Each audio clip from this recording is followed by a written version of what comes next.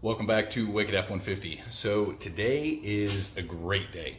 If you guys follow on Facebook or the posts from the channel on YouTube today, then you know that I just picked up the truck today from the shop to get some work done that I thought I could do myself, but the shop on base, the one that I plan to use, they did not have a frame lift, which is what I needed to do this.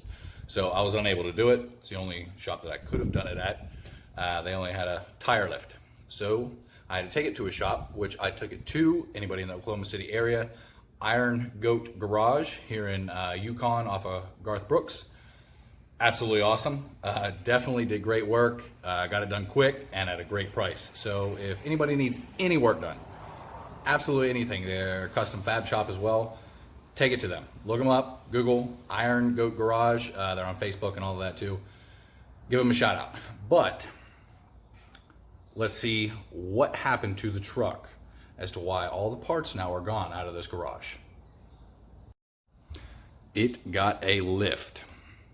So it actually got the Rough Country 4-inch lift.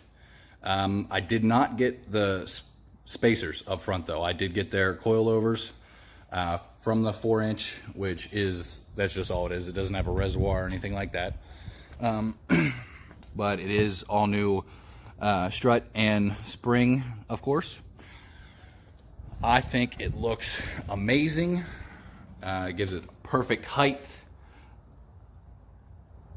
I'm so thrilled with this thing. I couldn't have asked for anything better. The stance on it is basically perfect in my opinion. If you look straight down the side, the tires are of course flush with the plus 18 offset that I have. I may end up going with a spacer to push them out just a little bit more, because it still looks a little off now that it's got a lift. But I don't know, it's kind of, I'm back and forth with it because I don't really like them sticking out a whole lot, and it is a perfect stance, but I don't know, again, up in the air. But you can see their RC there on the front cross member there. Let's take a look at the angles. As you can see, the CV is absolutely perfect. It's not really angled or anything like that. For whatever reason, it looks kind of like it is in the video. But down here, looking at it in person, it's not. It does have a slight angle at maybe say 2 degrees, if that, 1 or 2 degrees.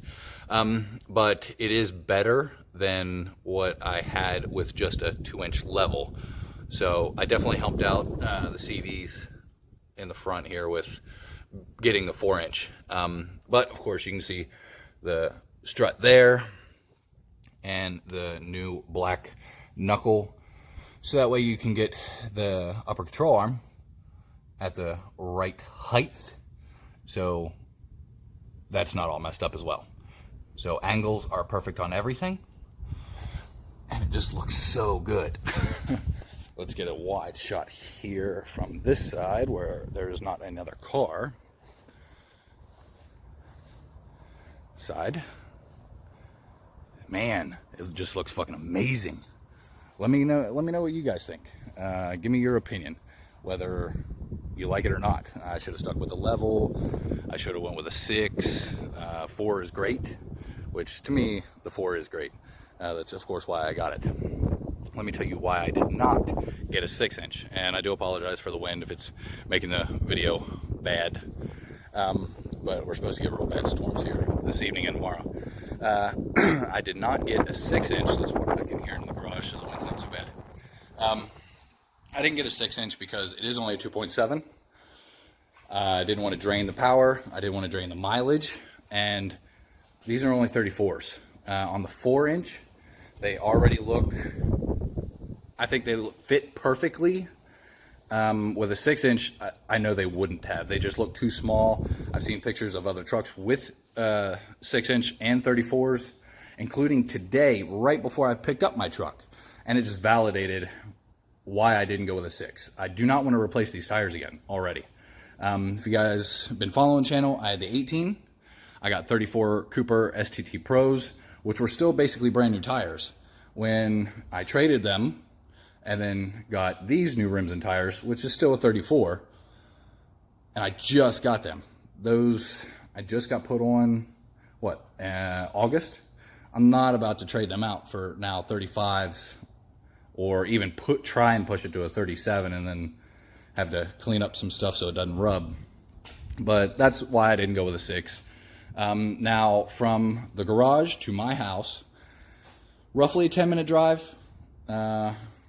It's probably 7 or 8 miles, if that. But I didn't notice a huge lack in power. The truck rode really well. I was a little worried about it because when I was planning out a lift, I wanted it to be perfect. I wanted to get coilovers and with a reservoir up front, and then new shocks with a reservoir in the back.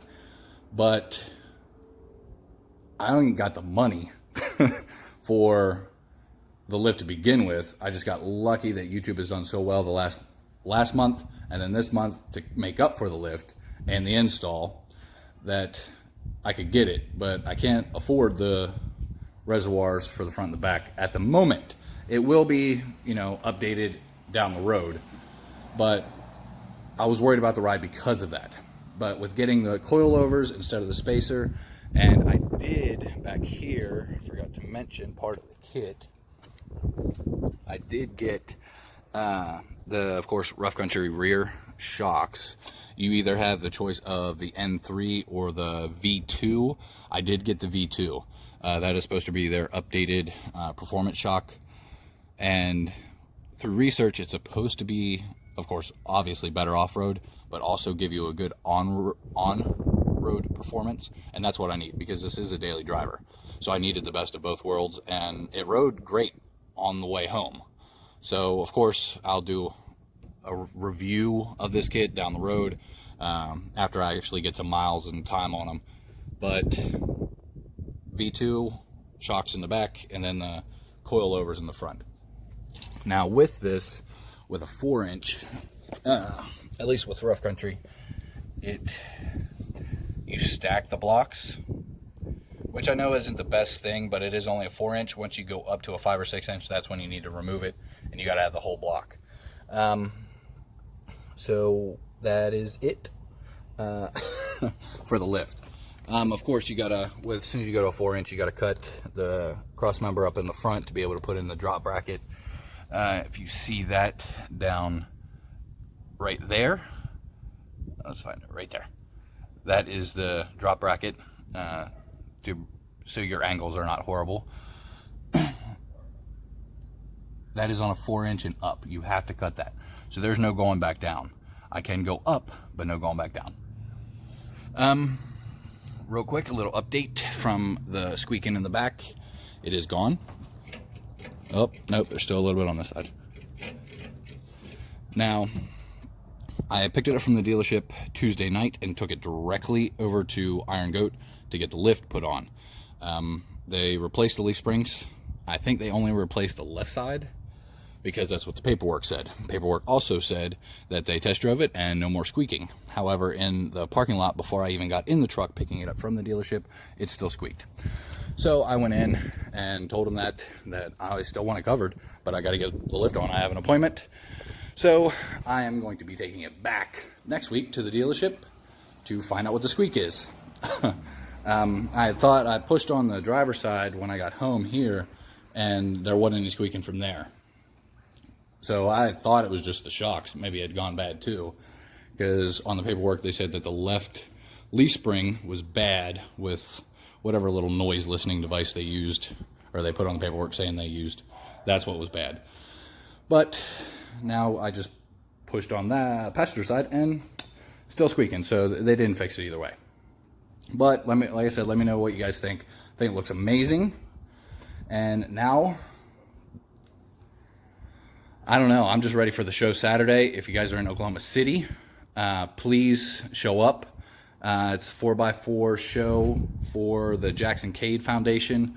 It's going to be at IBC Bank, 3817 Northwest Expressway. in Oklahoma City. I'm telling you what, this damn thing to do these videos, I swear.